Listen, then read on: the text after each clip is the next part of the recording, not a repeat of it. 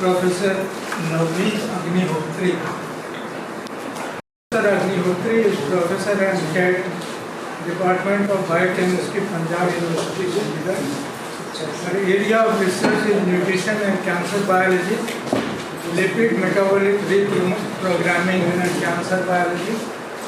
She is a doctorate from PGI Chandigarh, a famous institute, and she has been trained at MD Anderson Cancer Center, Texas. She is the recipient of various awards. Professor Agnihotri, please. Professor Das and Professor Agnihotri. And at the outset, I would like to thank the organizing committee to give me the opportunity to present my work, and also arranging a fantastic conference. So the topic of my talk today is slightly different from what you have been hearing. It is about synthesis and evaluation of glutamine conjugated organotin or shift-based compounds as potential anti-cancer agents. So to this august audience, I don't have to talk about colorectal cancer. The colorectal cancer we know is the third most common cancer and the second leading cause of mortality globally. Though India has less incidence of CRC, but with the change in the lifestyle and the nutritional habits, CRC is coming up fast, or emerging as a coming up cancer. Now CRC we know comes from the adenoma carcinoma sequence, is very well established, and it occurs by mutation in various genes in a sequential manner, starting with ABC, then you have KRAS and P53 and so on. As for the rest of the cancers, the treatment strategies here also include surgery, radiotherapy or chemotherapy. And in the chemotherapy, what has been utilized is 5-fluorouracil or other pyrimidine analogs. This is a capacitigine, which is again 5-fluorouracil only, irinotecan, oxaliplatin, and so other drugs. But we all know that there are lots of side effects of chemotherapy, which includes nausea, vomiting, fatigue, hair loss, bone marrow suppression, liver functions are altered, kidney function is gone, and so on. Now, with the advent of cisplatin, there was a lot of emphasis on metallotherapeutics. Now, metallotherapeutics is that you have the metal drugs which can go into the cancer and then has an anti-cancer effect. So cisplatin, we know, is a part of the chemotherapeutics, and it's been used for almost every kind of cancer, and the kind of mechanism of action of cisplatin is that it acts at various levels and has been found to be very, very successful. But again, then there is a toxicity which is associated with this also. Now what we started working on was with my collaborator in chemistry department, Dr. Maninder Kaur, was on the organotin 4 compounds. Now this organotin 4 compounds, the structure framework is very interesting because you have tin in the center, and on the one side you have the organotin moiety or the hydrocarbon groups which you can attach, and you can keep on changing this change, and then on the other hand you can have a donor ligand which will help it to target particularly to the tumor cell. And we know that most of the side effects of chemotherapy are actually associated with its off-target effects. And organotin compounds were earlier also people have worked on, and they have found that it acts by various mechanisms which include mitochondrial respiration, alters the membrane permeabilization, causes apoptosis, also involved in the calcium-mediated apoptosis. So what we decided to do was that we decided to work on these organotin 4 compounds, and so again we know that tin compounds also have the toxicity. So we started looking at it, that how can we improve their therapeutic profile?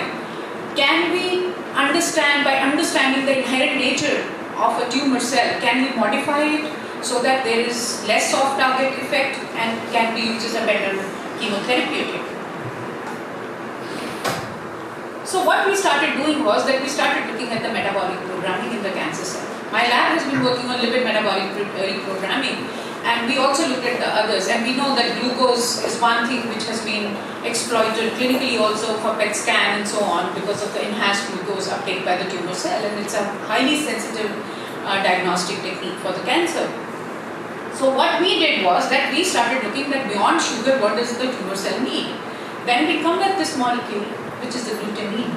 Now glutamine addiction is again a very well established fact of a tumor cell. And if you look at it, when a cell goes from a cancer goes from low invasion to the highly invasive cell type, it switches from glucose to glutamine and gets addicted to glutamine. And why this glutamine is required? Because this works as a precursor for many macromolecules, which includes lipids, nucleotides.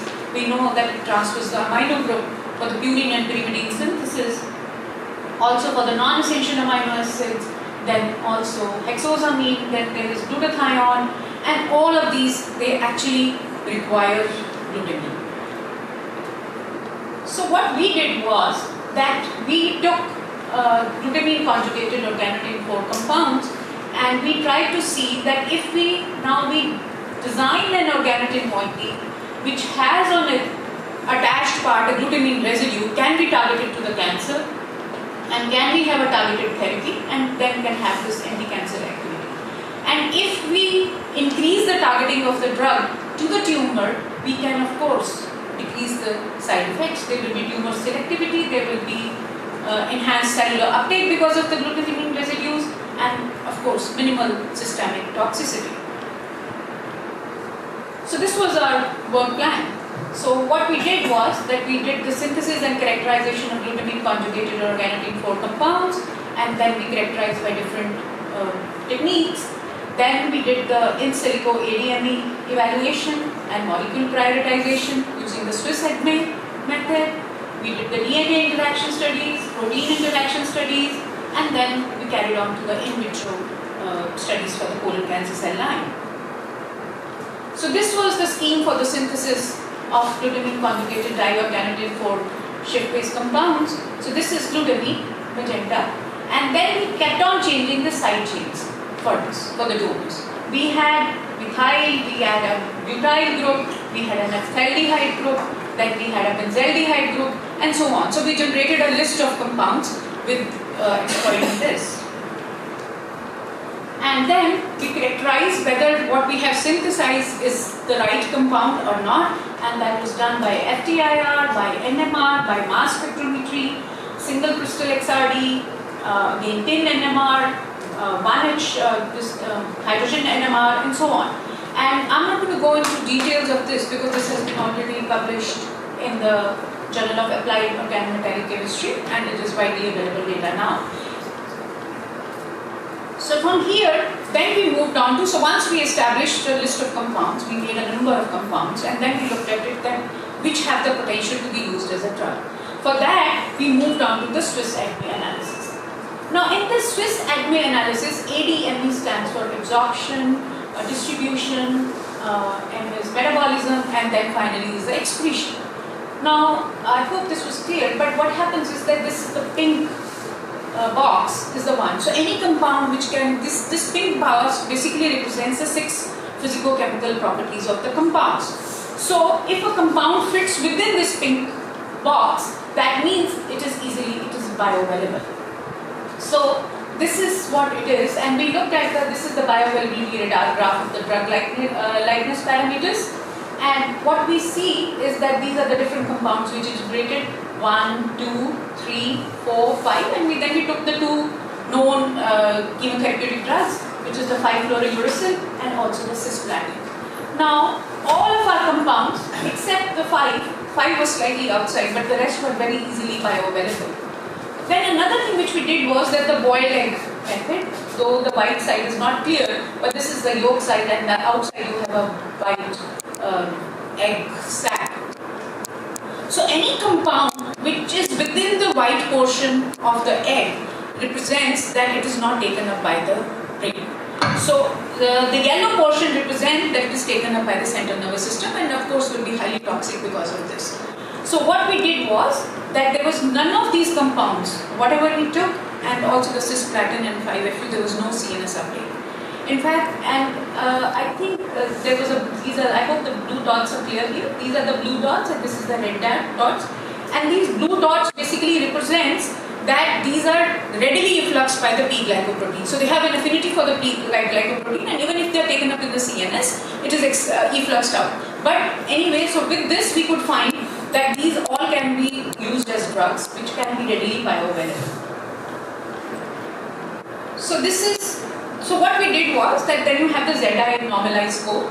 In what you do is that you take the different descriptors, property descriptors, and convert them into binomials of 0 and 1, and then try to generate a normalized ZI score. And if we look at the ZI score, we look at this compound 1.81, and it should be more than 0.56 to be a good drug.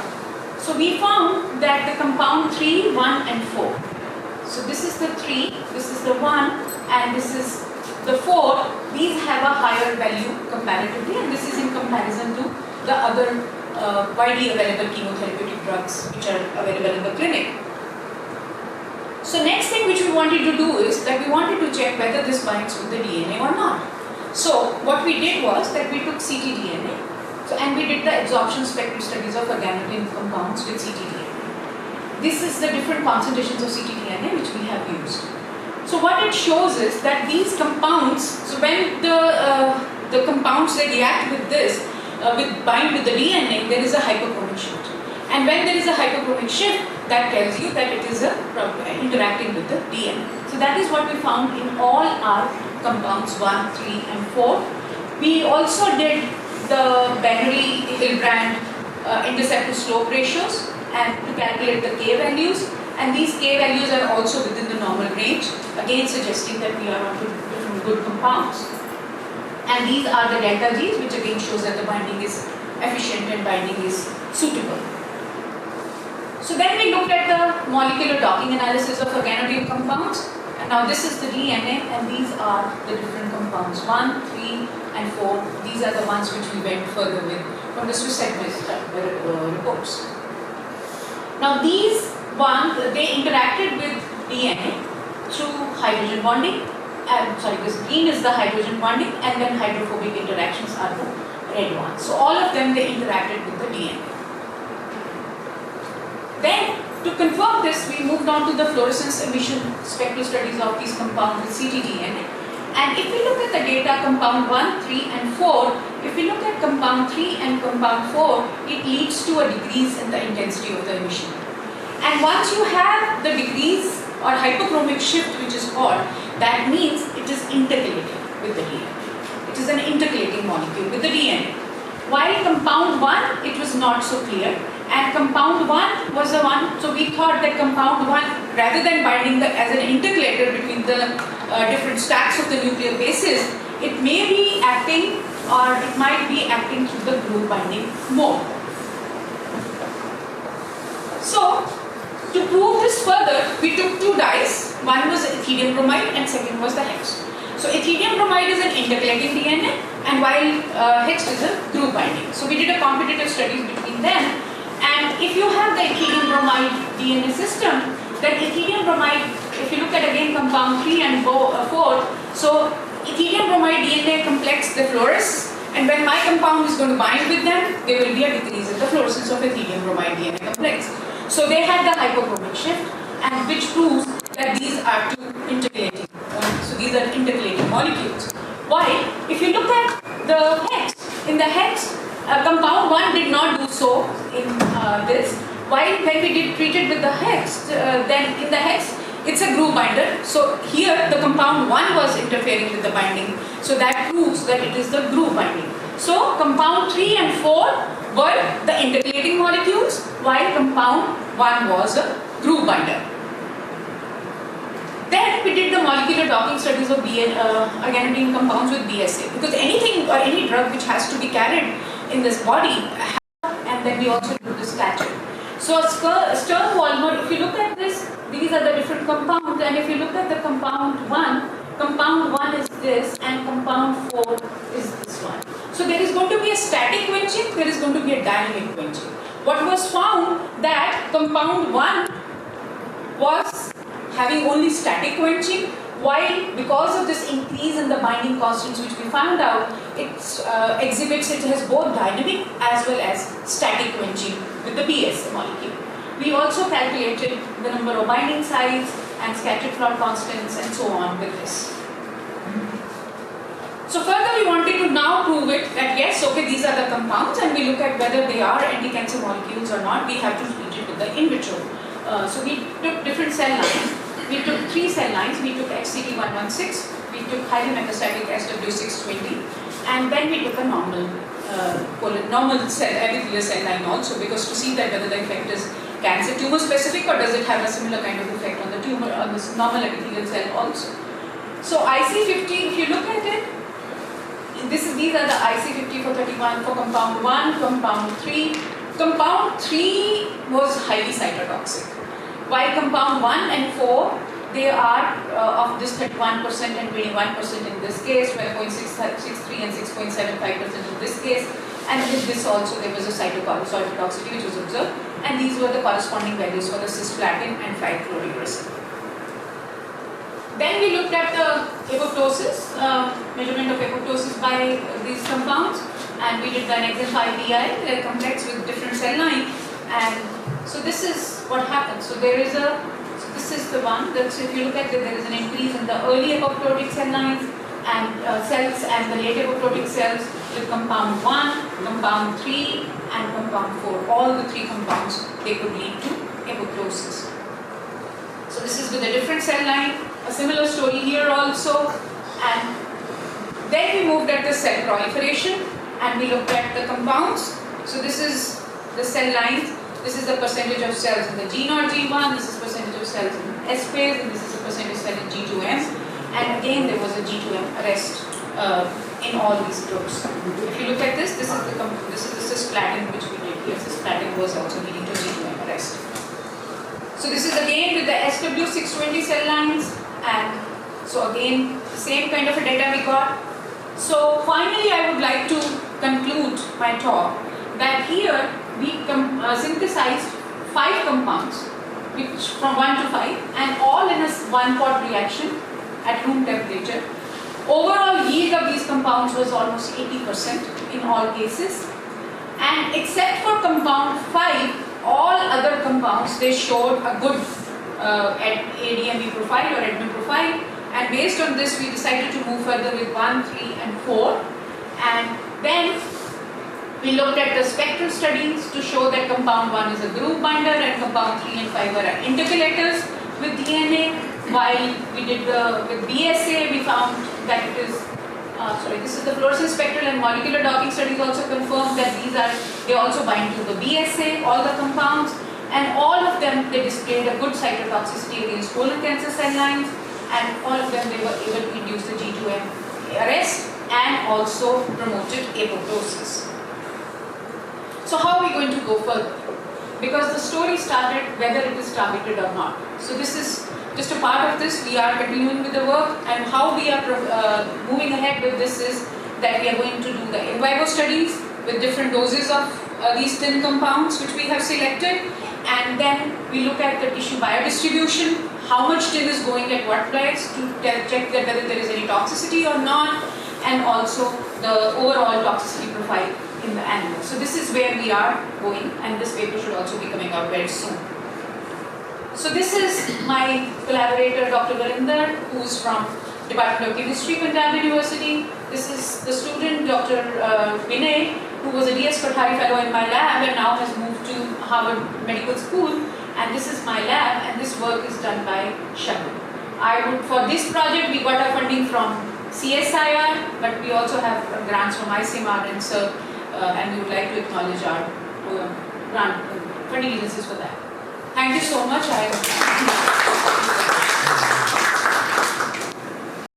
Yes. That may give you a better effect. Ma'am, you are right, it may. But this toxicity also increases, because what happens is when you do combination, the dose goes down. Yes. What we observed was that when we were standardizing, though I haven't shown the in vivo data, that when we use a higher concentration of any tin derivative it leads to lethality. So we are using very, very small doses in this, and we haven't tried the combination one because right now we were just looking at this 1, 3 and 5, which we decided 1, 3 and 4, which we decided to proceed. But yes, that's a good point. I can have a look at that also. Any other question? Yeah. No, thank you very much, ma'am. Nice talk. Professor Agnihotri for delivering such an insightful talk. Professor Bharat Bhushan Agrawal.